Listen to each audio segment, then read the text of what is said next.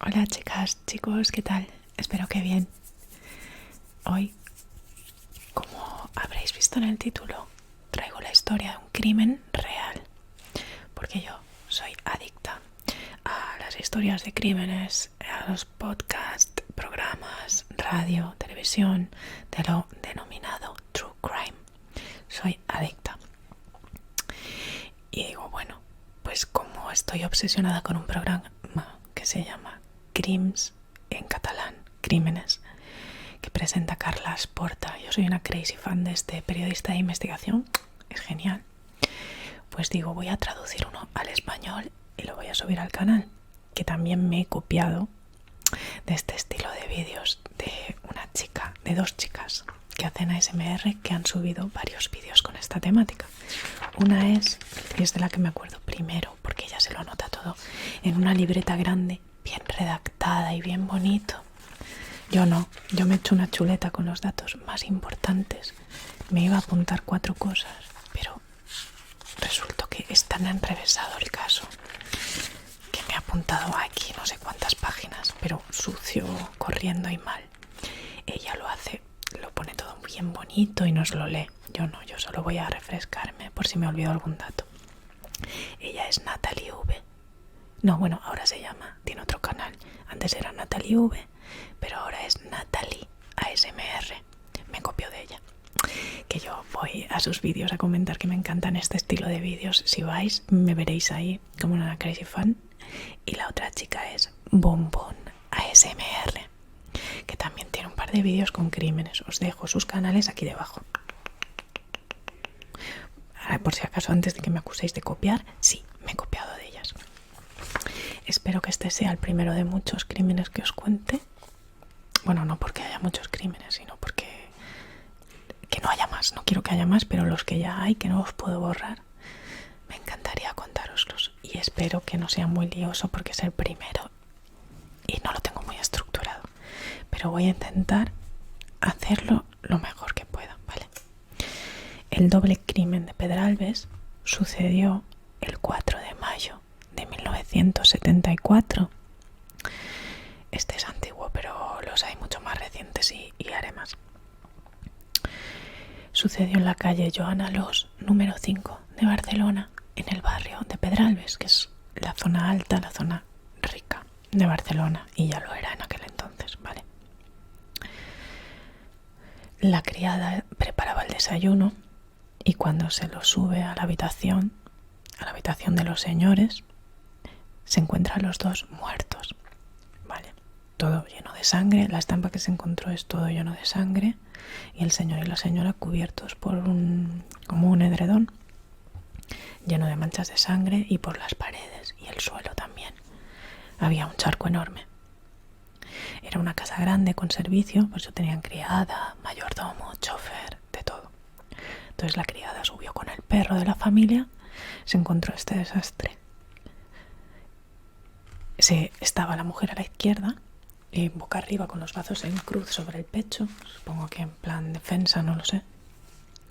Y a la derecha estaba el hombre acostado sobre el lado izquierdo del cuerpo. Había un charco de sangre y estaban tapados con el edredón, como he comentado. La criada del espanto pues se pone a gritar desde la puerta, no se acerca. Corre al teléfono y llama a la policía.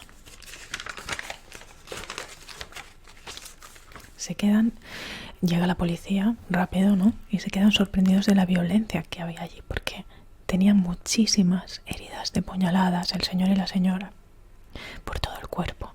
Y donde más puñales tenía la mujer era en la cara. O sea, los dos tenían en todo el cuerpo, pero es que la cara de la mujer estaba totalmente destrozada. El hombre se llamaba Juan Roig Hospital y era el propietario de Roig S.A. Tenía 50 años y se dedicaba a la industria química. Ella se llamaba María Rosa Regulons Muré. Tenía solo 44 años y no trabajaba. Entre los dos acumulaban una fortuna enorme. No tenían hijos, pero sí que tenían muchos amigos y familiares con quien tenían muy buena relación. Ella estaba muy implicada en obras de caridad y atención a los pobres. Eran gente de misa, acudían a la misa. Y bueno, pues ella hacía muchas obras, colaboraba con varias cosas. Eran buena gente. Comienza la investigación policial. Primero hablan con la criada, que dice que no ha escuchado nada raro durante la noche. Y además, hasta que subió el desayuno, el perro estaba tranquilo, lo cual a la policía pues le hace pensar que tendría que ser alguien conocido por el perro, o sea, conocido, allegado a la familia. Si no, el perro se habría puesto a ladrar si entra un desconocido. Esto es clave para los investigadores.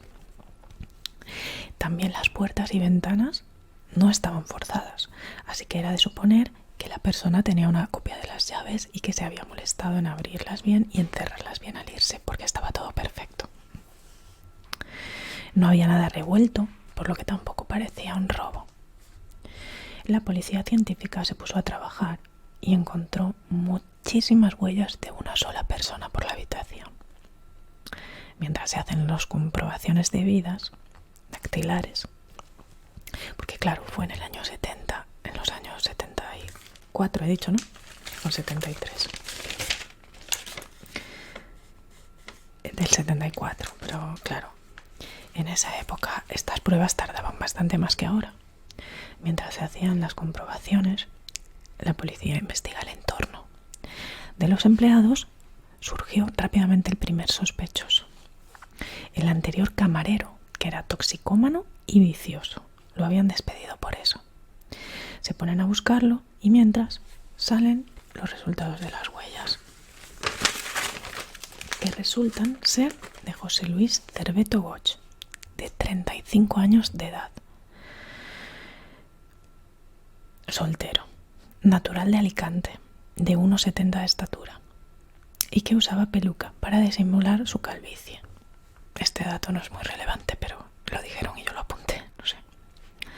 Se enteran de que pasa las noches en la pensión Pasaje Baraldés, en el 301 de Travesera de Gracia, que ahora este número no existe, ahora es donde está justo la inspección de trabajo y la caserna de la Guardia Civil. O sea, el número existirá, pero quiero decir que ahora es donde está eso, ahora ya no hay esa pensión. Una patrulla fue allí, pero Cerveto no estaba, y los propietarios le indicaron su habitación y la registraron a fondo.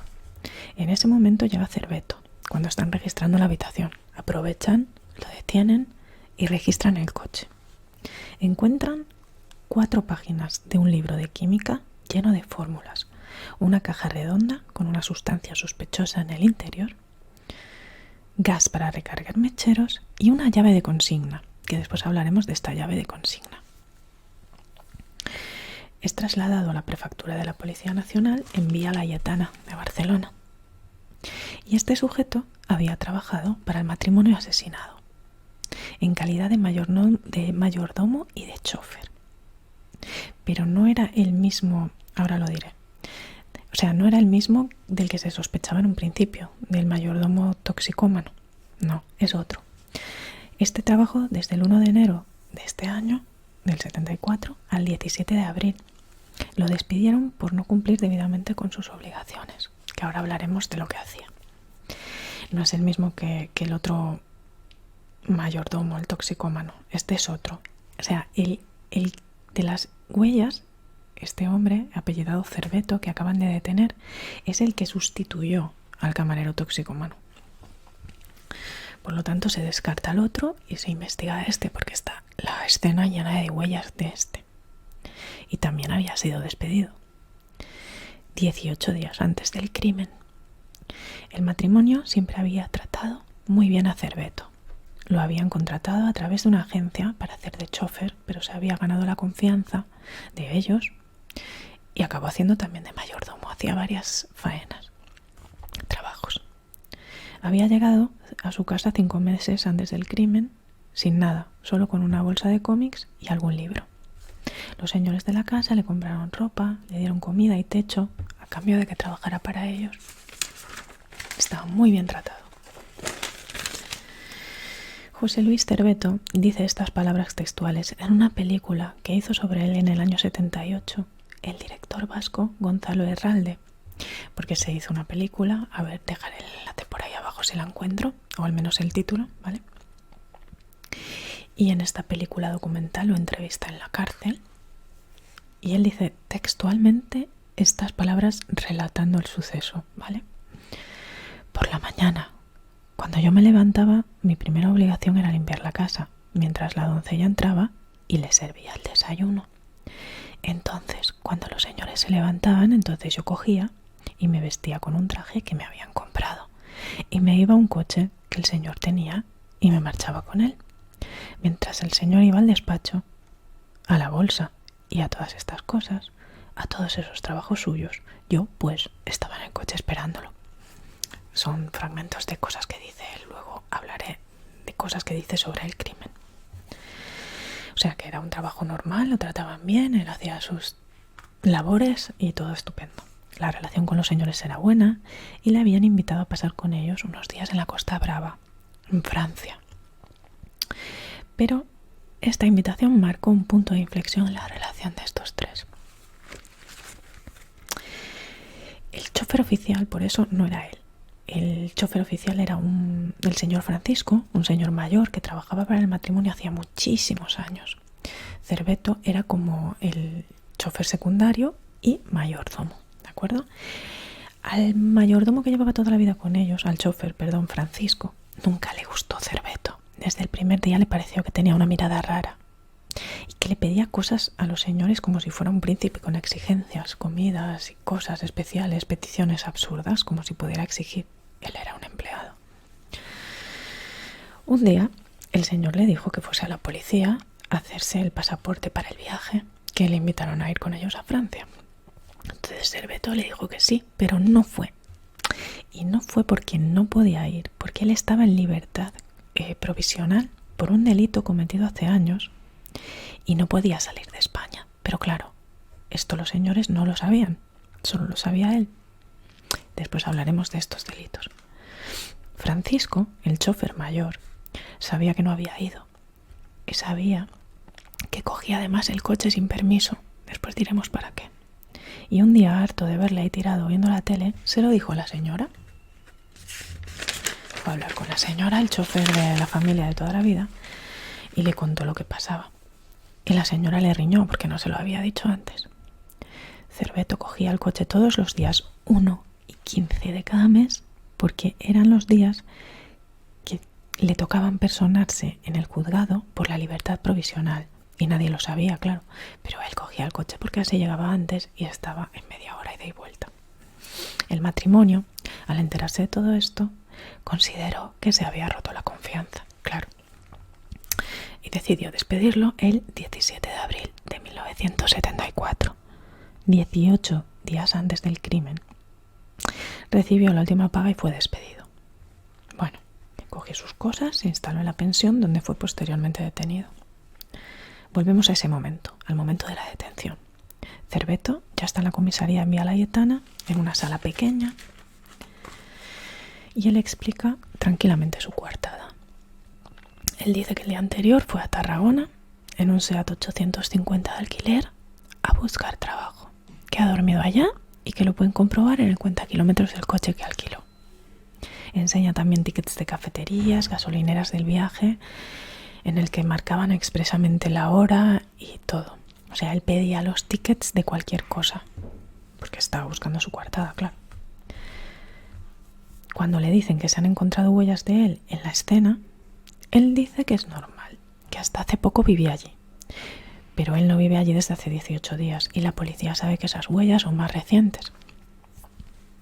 Al principio se mantiene firme una y otra vez, que yo no tengo nada que ver, que esto es normal y que tengo coartada. Pero conforme va pasando las horas, se va hundiendo y al final confiesa que fue él. Pero que confesara con una condición, que venga un sacerdote para confesarle, porque dice que lo que explicará es muy gordo. El sacerdote tarda mucho en llegar y no sabemos si porque está presionado allí, lo presionan, que se solía hacer y los maltratos y de todo, pero bueno, ya sabéis cómo eran esos años. Pues no sabemos si por la presión o por la necesidad de charlar, pero comienza la confesión sin que llegue el sacerdote.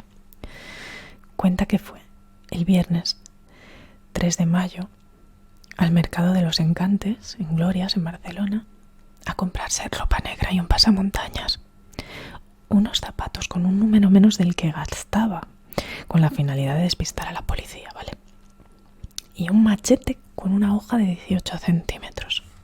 Después alquila el coche y comienza a dar vueltas por Barcelona para hacer kilómetros para la coartada. O sea, todo estaba súper medido y premeditado. Cuenta que fue al cine y vio la película El Estrangulador de Boston.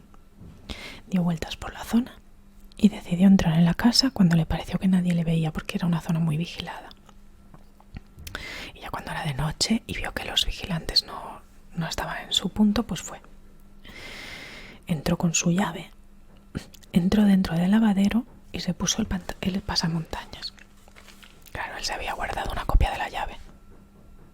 La criada estaba dormida con su sobrina de 9 años, aquí en la habitación de al lado. Menos mal que no les hizo nada.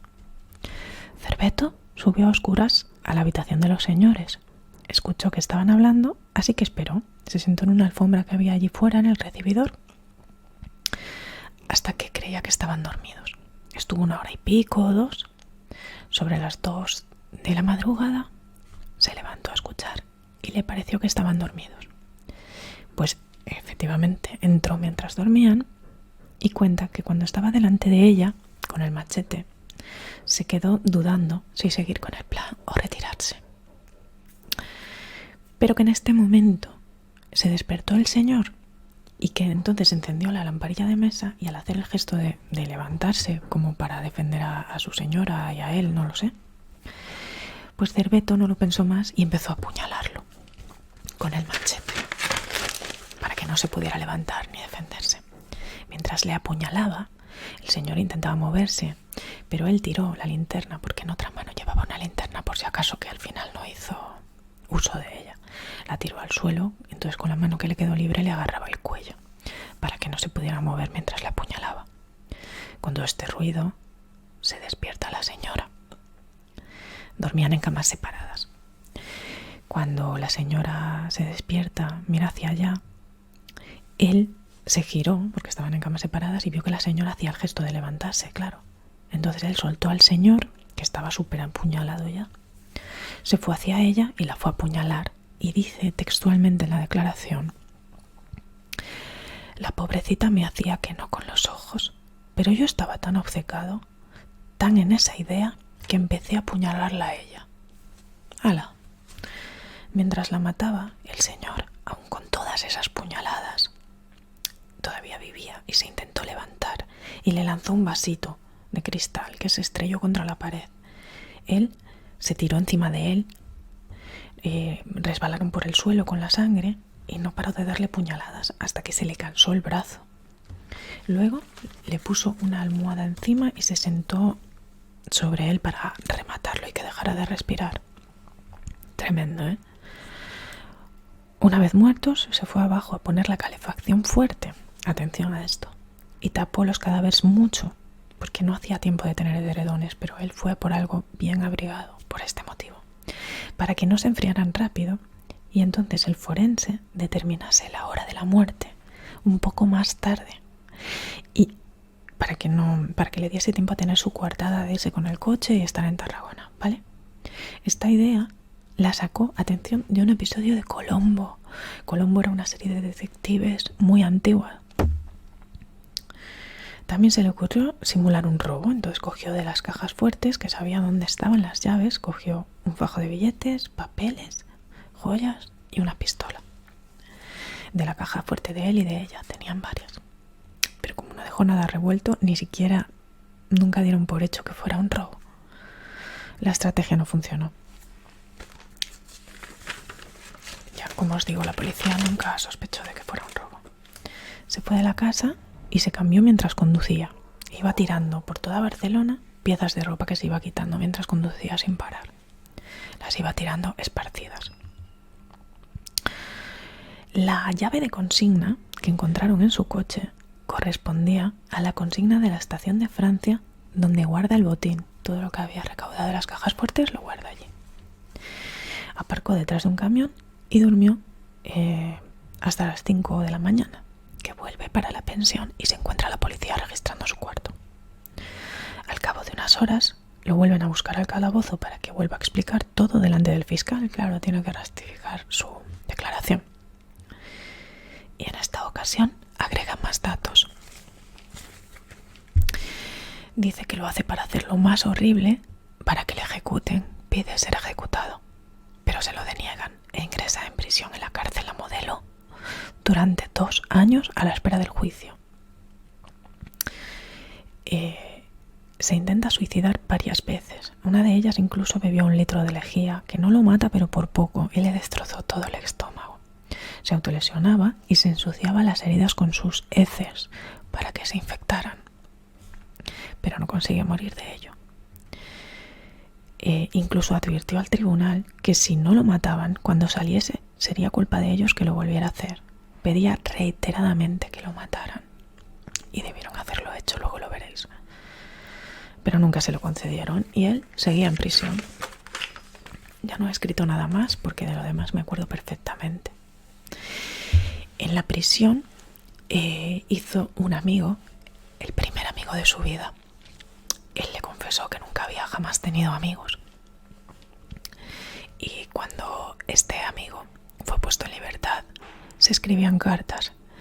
Y esta persona luego contaba que él no era un monstruo o un loco, porque también los sanitarios le declararon con varias patologías y dijeron que era un psicópata. Pero él decía, no es un enfermo ni un loco, ni un monstruo. Dice, es un marginado de la sociedad. Y echaba la culpa a la sociedad, porque el pobre chico había tenido una vida de mierda, ¿no?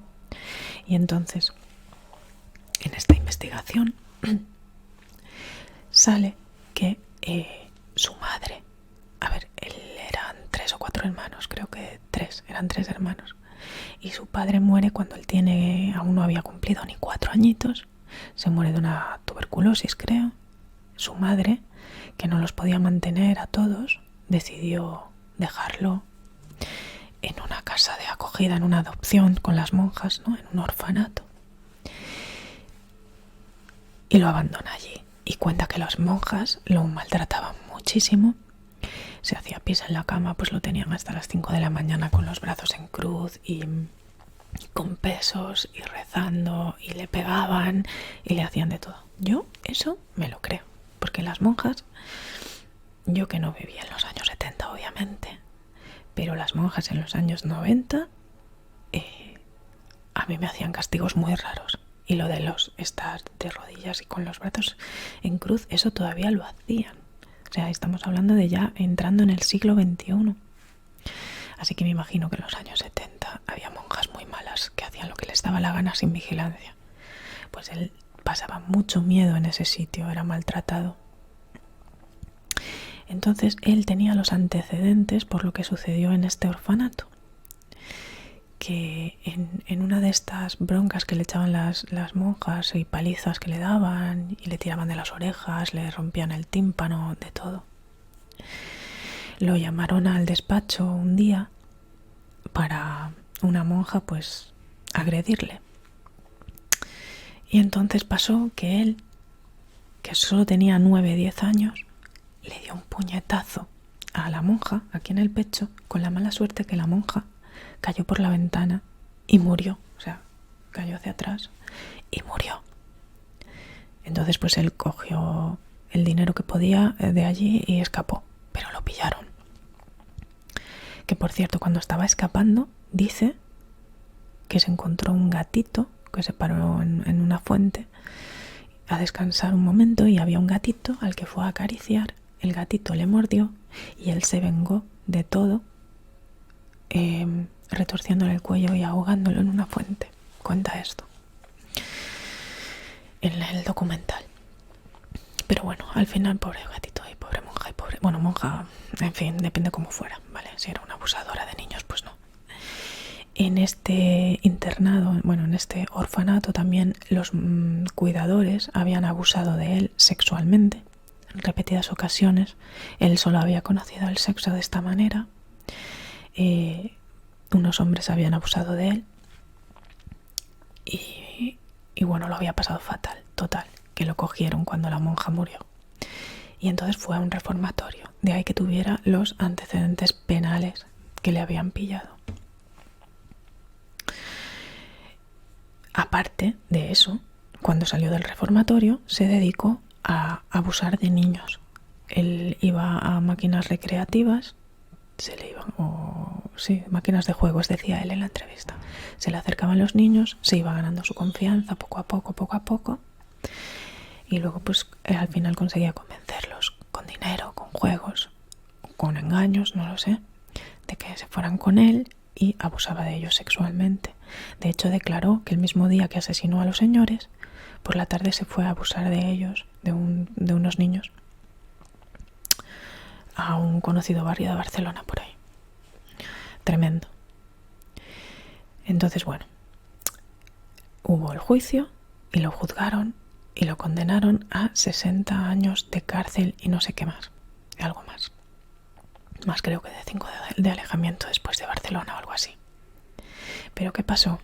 En todos los años 70 y muchos, y entrando los 80, se reformaron las leyes penales, un montón, de las cuales se benefició.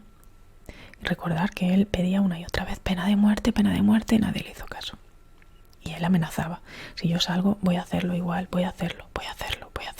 Nadie le hizo caso. Y él pues, con todas estas reformas que hubo penales, se benefició de ellas y solo acabó cumpliendo como 14 años o algo así. Y salió muy pronto de la cárcel. Salió prontísimo de la cárcel y siguió abusando de niños, violando a niños. Y entonces pues lo volvieron a coger, claro. Bueno, acabo de revisar porque no me acordaba dónde había finalizado sus días, ya que no ponía nada y en el podcast no se dijo, pero he encontrado la información. Y cuando lo cogieron después, lo volvieron a encarcelar por los abusos sexuales a varios niños, aunque había cometido un montón de ellos. Pero bueno, volvió a estar en prisión, donde le escribió una carta a su amigo criticando a la sociedad, que decía que se aprovechaban de él por dinero, sensacionalismo, tal y cual, cuando había mucha gente peor que él en la cárcel y se fijaban solo en él y no tenían en cuenta sus sentimientos, que se sentía muy solo. Bueno, vamos, que como echando la culpa a su vida y a la sociedad y demás. Incluso hizo un poema sobre la muerte, que deseaba la muerte, no quería seguir viviendo así.